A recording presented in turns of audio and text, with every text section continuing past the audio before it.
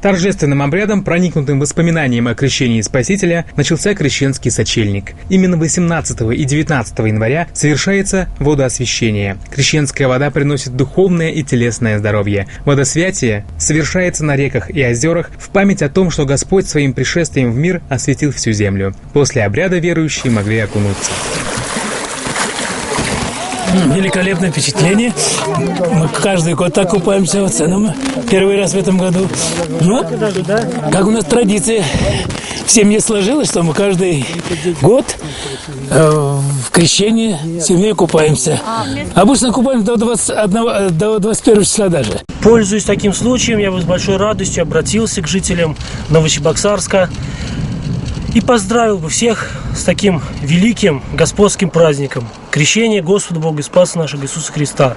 Пожелал бы, чтобы все жители города, радуясь и празднуя в этот день, открыли свои души для отверстого неба и приняли Бога, открывшего себя для людей, чтобы богообщение произошло в этот день для каждого человека. В ночь на крещение купание также было продолжено. Традиционно в Новочебоксарске окунуться можно было, например, на набережной Волги, на Соборной площади. Праздник пришелся на понедельник, поэтому основной поток желающих окунуться пришелся на утро. Следующая партия ожидалась после рабочего дня. Толщина льда на данный момент составляет 34 сантиметра. Людей прошло уже с утра, с 6 утра, как я заступил на дежурство, 198 человек. А так, по общим сведениям, с 18 числа, получается, с 8:00, общее 924 человека. И для веры, и для здоровья, но в основном для здоровья. Как нужно подготовить себя к купанию? Как готовите? Ну, как готовлю? Никак не готовлю. Прихожу и купаюсь.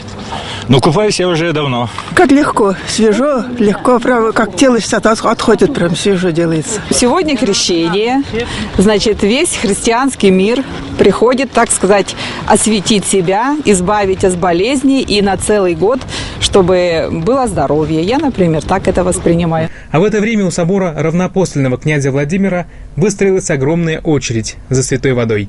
Верующие запасаются ею на целый год. Ее пьют понемногу утром натощак.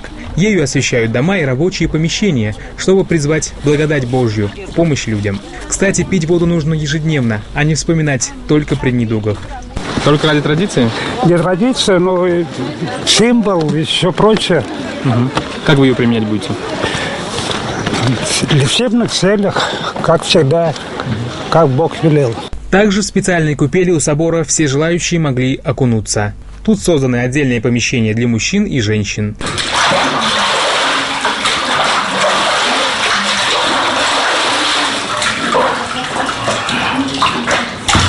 Какие у вас ощущения? Жарко, тепло, горячо. За счет чего? Бог помогает нам. А вы для чего купаетесь? Для здоровья? Для здоровья. Чтобы, как бы сказать, чтобы был всегда таким же бодрым, чувствовал себя хорошо, не болел.